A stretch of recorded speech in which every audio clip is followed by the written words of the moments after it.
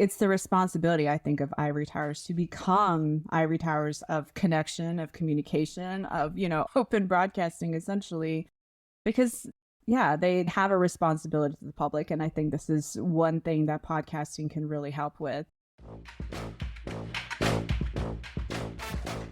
Welcome to Continuing Studies, a podcast for higher education podcasters to learn and get inspired. I'm Neil McFedrin, founder of Podium Podcast Company. And I'm Jennifer Lee, founder of JPod Creations. Podcasting is broadcasting. We want you to know you're not alone. In fact, there are many of you higher ed podcasters out there, and we can all learn from each other.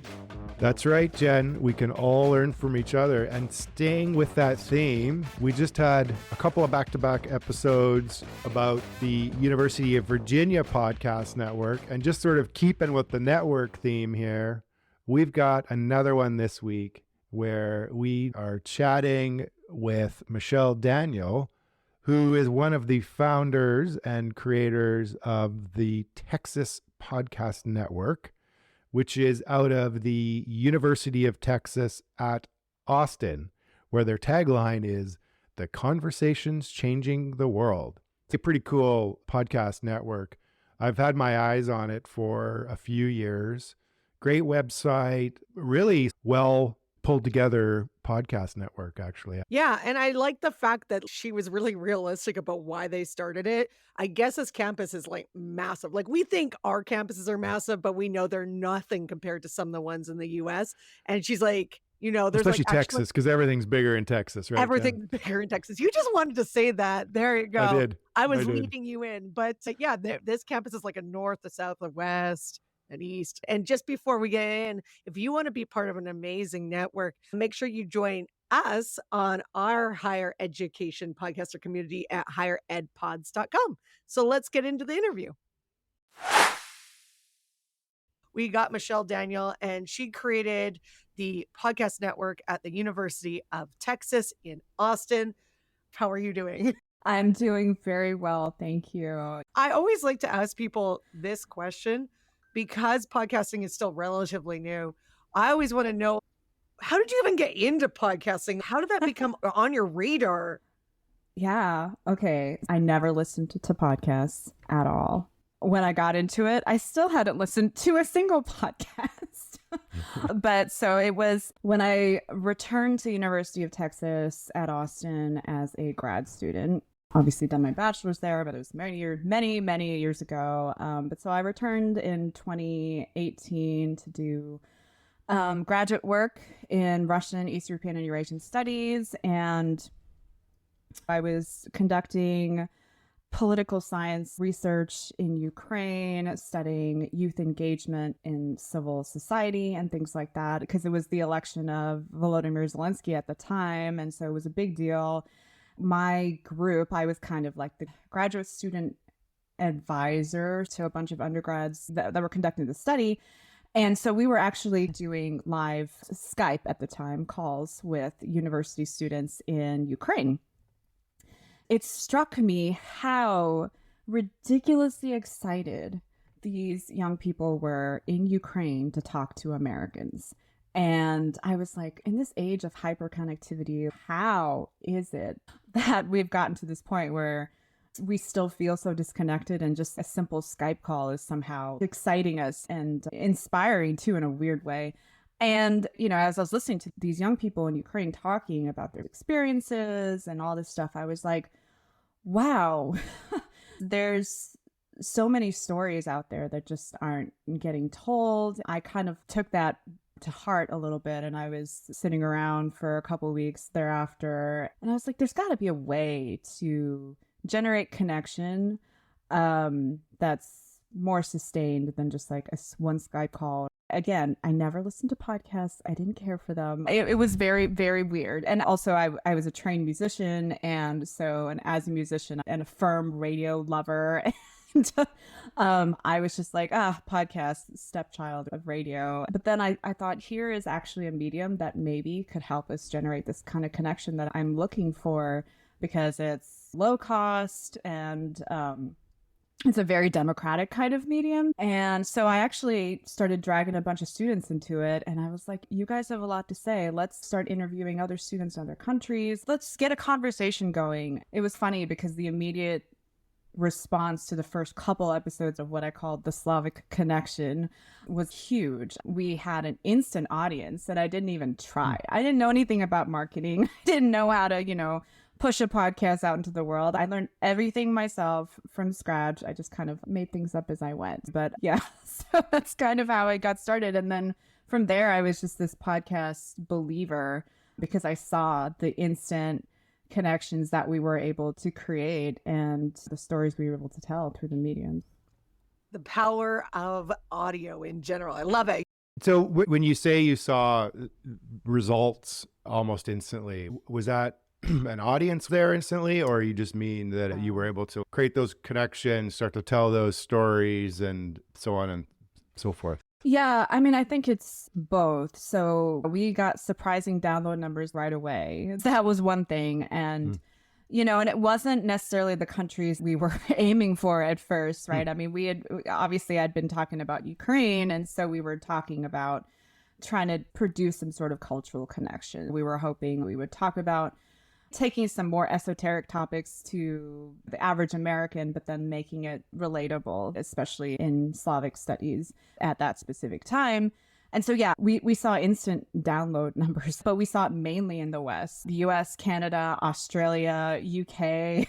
Those are still like to this day, and it's like 4 years later, top downloading countries. But then we also noticed that whenever we reached out to a professor or anybody really who wanted to, whom we wanted to speak to, they were instantly like, oh my gosh, yes, we would love to be on. And this, student run, a grassroots type show, it was crazy because everyone was so on board and so excited to get their research and personal stories out there and talk about why they were interested in Russia, why they were interested in Bulgaria, why they cared about Russian incursion into Syria, things like that. I mean, it was super motivating at the time. We tapped into something we had no clue, was there and just ready to receive. And it just fountained from there. So did you have any stories of people coming up to you or writing to you saying that they love this podcast or like inspired them or they had a personal story that was relatable? Can you share one of those?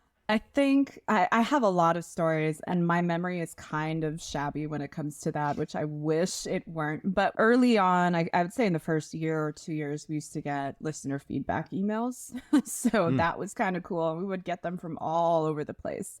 Some of the feedback was like, oh, you need to work on your audio. But then other feedback was like, you have become my new podcast home. It would be someone in Finland who was a Slavophile or something, and he works in some NGO or something, but he couldn't be in the country that, I don't know, for some reason, like maybe he worked in Moscow previously, I don't remember, but he was just like, this feels like my new podcast home. Other fun things just randomly on the streets in the last year. I had a couple friends visiting California, and he was a guest speaker and also a guest host at one point for one of my podcasts. And he ran into someone just randomly, and he was like, based on their interest, he said, oh, you should listen to this podcast from the University of Texas. And she's like, oh my God, I listened to that one religiously. And it was just such a cool moment. He was like, yeah, well, I know the executive producer and creator and all this stuff. And so she was just so excited. In terms of us inspiring other people to start things, we definitely have. What we have liked to do is take the show on the road a little bit and go to giant conventions that are relevant to our area of study or whatever. There's this one convention that happens yearly. It's for the Association of Slavic, East European, and Eurasian Studies. They get like 2,000-3,000 people that attend every year, physically from all around the world. For 3 years, we actually were invited by the association to be the podcasters. And so we got to have our own room and our own studio set up for the 4 days of the conference. And we would be able to kind of both interview people from around the world we wouldn't get to have FaceTime with, but also spread the word about us too. And so it was through a lot of those interactions that they were like, people from Lithuania or Latvia or any country in Eurasia, broadly speaking, would be like, oh, this is wonderful. I didn't even know this existed. I'm going to go and start my own podcast now with our students and at our universities. So we've had a lot of really good moments. I wish I could remember more specific stories, but yeah, there's a lot of them. Those are good. I Those are like good. the fact that this is something that we're starting to hear a little bit more that's becoming more popular, and especially in the post-secondary education space. The fact that you're doing these tours with your podcast and doing live podcasting like that, there's so much potential for that. College tours, there's so many different areas you could do because it's engaging everybody. And it's something that university podcasts, or just in general, any post-secondary education podcast could use this as a tool. There is no replacement for the human connection. It's just getting that FaceTime, sitting down at a table. It's an incredible experience for both the hosts and the guests too. I mean, we've never had, we have had bad guests, but we've never had a bad experience. Right. So everyone has one of those guests. I've been called Ice Queen and things like that before because I will just flat out not publish an episode with a guest that I just don't think. No, that's called quality control. That's I know, exactly. You do what you got to do, because really at the end of the day, it's not about you and it's not about your guest. It's about your audience. You're servicing the listener. You want to generate quality control, but you want to curate your content, right? And maintaining quality. It is really, really tough. And actually, it's interesting because we've had a couple. I am the kind of leader that is like, I want people to contribute their own ideas. I want you to steer. If you're particularly passionate about something, let's go. But sometimes that has led me to more maybe taking some of my podcasts in too niche of a direction because that's where one of the hosts wanted to go. And so we've had external feedback that says, okay, it's getting too niche. I'm feeling alienated. And so then we have to course correct. But that's important, listening to feedback. And it doesn't matter if you're a professional, you still have to self-edit yourself. There's still, again, we're servicing the listener. We got to take them on a journey. And some people, like, let's be honest here, and I'm not putting anyone down. Some people are just not meant to be podcasters, and that's fine. Yeah, it's totally fine. But I think that whole self-editing thing, that's something that academia, since this is a continuing studies, higher education podcast, academia needs to adapt to the modern media and information environment. This is really why I got into podcasting, but I couldn't have articulated it that way at the time because, I was new to the whole thing. Reshaping and rethinking how we ivory tower is really important to stay relevant, to stay needed, and to stay applicable.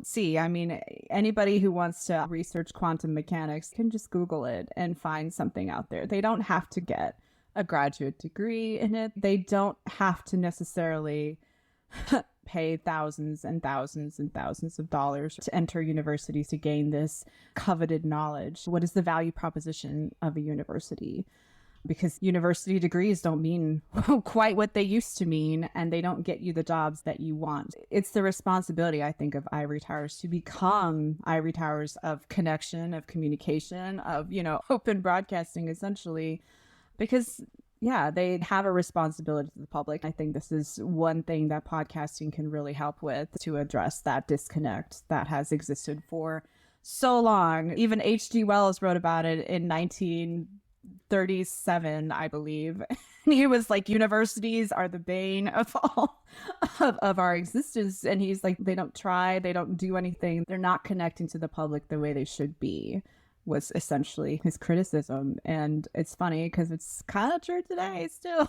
And honestly, I think that could be a lot of industries. COVID really shook a lot of things up and showed different ways of conducting business, but we're not there yet. There's a lot of places where podcasting could go and expand, but people still want, that's the fight between traditional and like new age. So that being said, where would you like to see post-secondary education go with podcasting? Like your dream would be? Yeah, I think every department needs to have some sort of either network within their particular area of study or something like that, where they're all communicating with each other, because it's not only that universities aren't communicating with communities, but they're not communicating with each other. There's so much knowledge generation, right?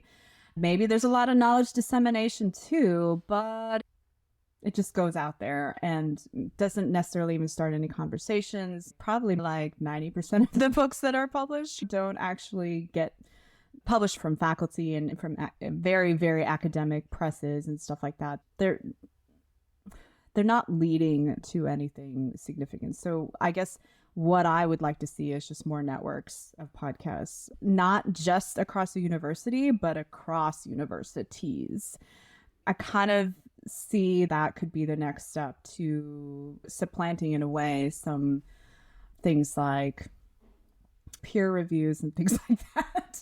So, a way to be more open about double-blind peer reviews and stuff like that, because at least if you're creating networks across, I don't know, genetics, or just pick a topic, any topic, if you have a podcast network dedicated to this across all the universities, it could be really, really great to be a tool for dissemination to the public, but also be a tool for just sharing information across university spaces. So I think that's kind of where I would ideally go, but obviously that takes a lot of driven people who are going to crack the whip and say, okay, yes, let's head there. Well, that's where we're trying to go with higher ed pods, that sort of macro network. But that's a great segue into what else you've had a strong hand in creating, which is the Texas Podcast Network, brought to you by the University of Texas, Austin. I like the tagline, Conversations Changing the World.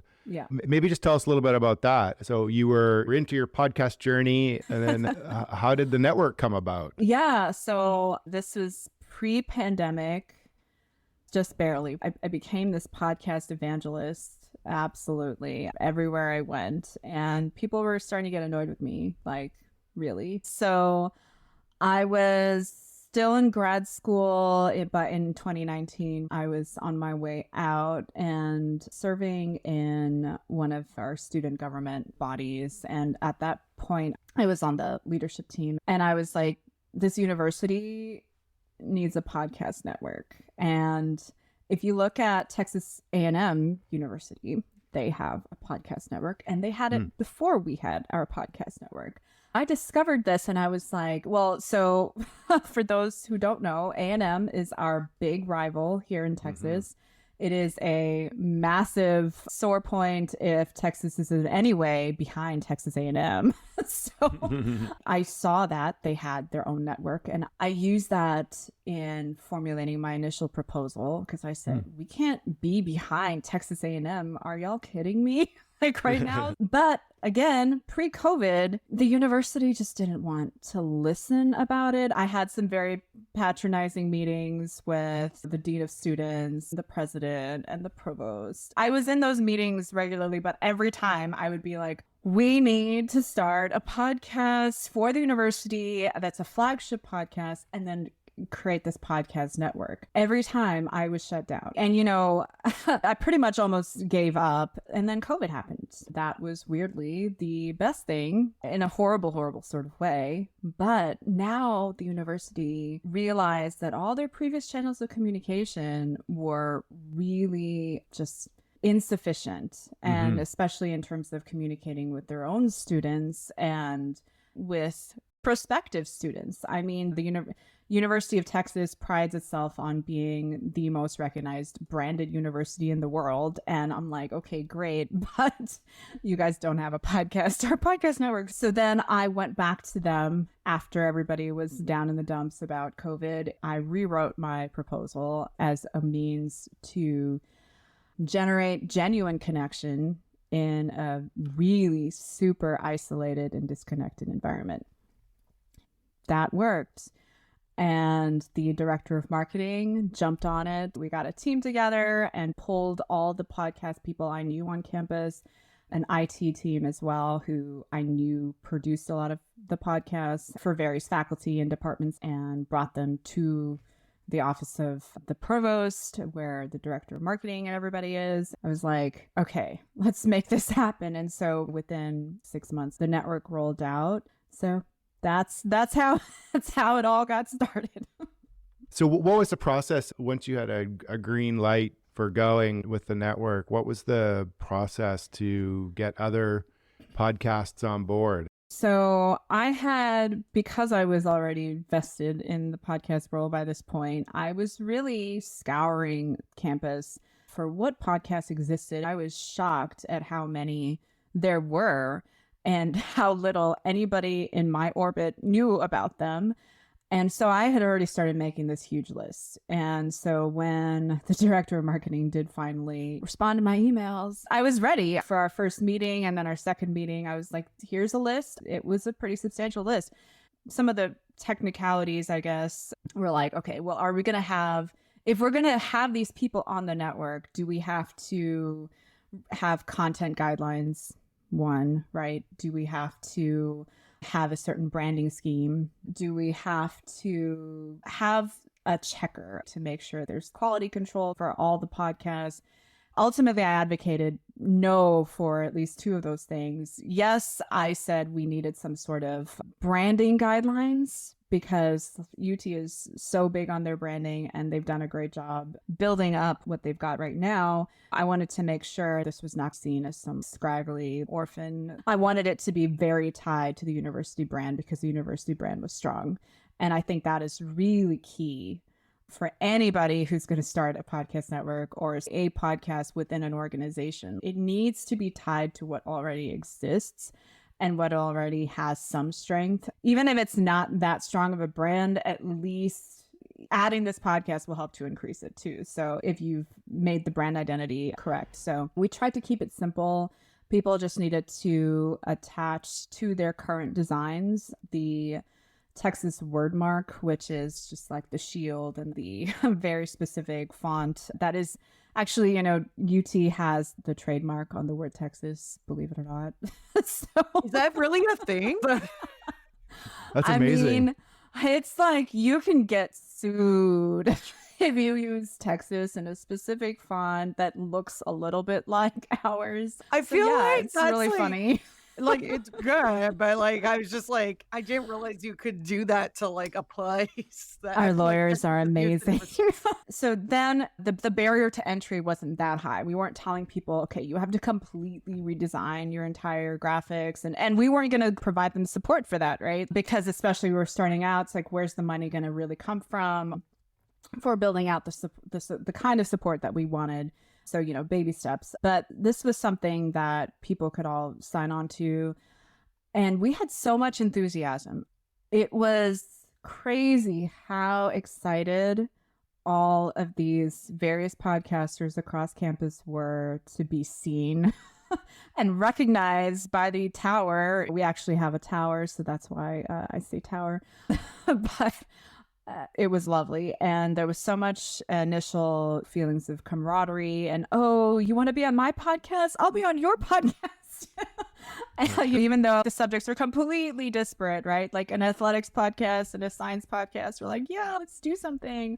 And that is great because that's the kind of cross-pollination and intersectionality that we need at universities. The University of Texas is huge and our siloification is just through the roof. It was lovely to see that kind of connections being generated internally for a greater purpose. So we actually use Slack. That's how we got everybody together. There was a Slack channel created and then, yeah. So you just kind of opened it up and they just started coming out of the woodwork, I would imagine. I'm sure. Yeah. You previously had known a handful of them, and then I'm sure a bunch just came out of the woodwork that you didn't even know about. And actually, I didn't even connect with most of the other podcasters who exist on campus because, like I said, we're all in silos. The campus is huge. It's like if I want to walk to that building where X podcaster's in, do I got time? Probably not. So It's a trek. And so I had actually never met any of them except one person. There was only one faculty person who was a podcaster. He's got a great podcast called This is Democracy, which was running way before I started mine. And he was the only person I knew. Then I met 20, 25 more people after that. So it was great. Yeah, I didn't realize it was a big. I'm looking at it on a map right now. And I'm like, oh, okay, that's a lot. You get your steps in, though. It's a beautiful campus. So, what tips would you share for other university podcasters out there looking to launch a podcast network? So to launch a podcast network specifically, I mean, you have to get buy-in from central administration. But I actually did a lot of things ad hoc without permission. I'm a firm believer in build it, they will come, and brand it to believe it. And then when I do all those things, they come and they're like, oh, wow, this is great. And they claim credit for what I've done. And that's fine. I don't care about that because really it's about the success of the project and the people you reach that matters. So in the absence of central administration support, which probably a lot of people have trouble getting, especially in big public universities, you'd have trouble getting attention and support from your university leadership. And that's fine. Don't be disheartened. Just get together with the few other podcasters you know. It doesn't take a whole lot to say, okay, we're going to create some sort of group chat, group something. I mean, because that's the first step, really. Get everybody talking, get everybody together, get everybody agreeing on terms and conditions, and then also try to align yourself with your university brand. You will get attention because your central administration will think that you are worth showcasing. And then the other thing is you really do want a central web space, basically. So that is where you need the university support, but you can talk to your IT people.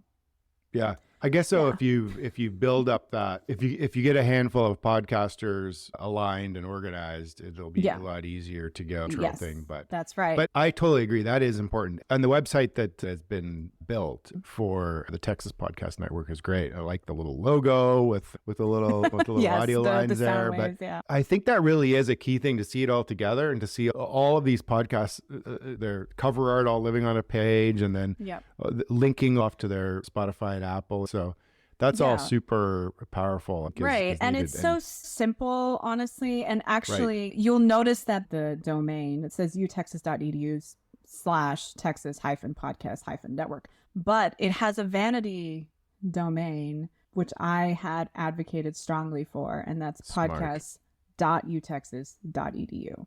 Yeah, and that's so great. You type that in, it goes straight to this. And that is just, I mean, I cannot convey to you how big a deal it is to get that kind of subdomain in our university. So most people will clamor for, oh, we want something.utexas.edu, and most of them will not get it unless they're college levels, like the Macomb School of Business or the College of Natural Sciences. And then you can get your subdomain in front of utexas.edu. So this was a huge victory, even if they had to rewrite it, but whatever, it doesn't matter. That's great. I mean, it's how we found you, actually. It was the power of Google and search. And oh, nice. So by putting it there, it bubbles up to the top when you start to type in university podcast networks, the Texas Podcast Network. And actually the other one that bubbles to the top is University of Chicago, or sort of the two shining lights that seem to be doing the best from a search engine optimization. So that's tremendous. But it shows you the power. Back to your point about one of the keys is that central place. But also I'm sure it helps for other podcasts at the university to stumble across it, discover it, and want to be part of it. Right. And so a lot of, there were, I don't remember exactly how many to start, but I think it was maybe only like 12 at the most. And, there's more than that now. I haven't looked. But they all reached out themselves after the fact, right? We didn't even have to go evangelizing. They heard about it from their other, podcast friends. And they're like, yes, we want to be part of this. We want to be recognized by the university and supported in that way. And, it was cool when we did launch it February 2021 that the president of the university himself promoted it on Twitter and all the other social platforms. And so that really helped a lot. I was really excited about that launch because it also coincided with one of the other podcasts I did, which was The Other Side of Campus. And so those two things happened at the same time. I was really thrilled to be part of it and honored. That's great. I just love everything that you're doing. And I think you're just on the pulse, which is great. I feel like we could keep talking to you for like ever because you're switched on. Like you're like the new generation of podcasters. I think there was something to be said for the fact that I'm a musician. I came from a background as a performer for years and years and years. I mean, I'm about to be 39, so I spent like 25 years almost as a performer in one way or another, live performance, right? And so that power of connecting with the audience is just a feeling that I wanted to recapture when I stopped being a live performer and a concert pianist and whatever else. And I feel like I can capture that with podcasting because I know I have listeners and I get feedback and, you know, I'm creating a performance essentially that is recorded because I'm very big on post edits and putting music in and sound design and all that jazz. That's wonderful. Well, I think we've definitely kept you long enough, Michelle. It's been wonderful. Some really good insights, I think, both from your personal podcasting journey, but also some really good insights into building a university podcast network. As other of our colleagues are out there listening that are starting to grapple with this or thinking about it. So that's been super insightful. Thank you so much. It's been my absolute pleasure, and I'm so grateful to be able to talk to y'all. Yeah, Great. Thank you. Thanks. Thank you.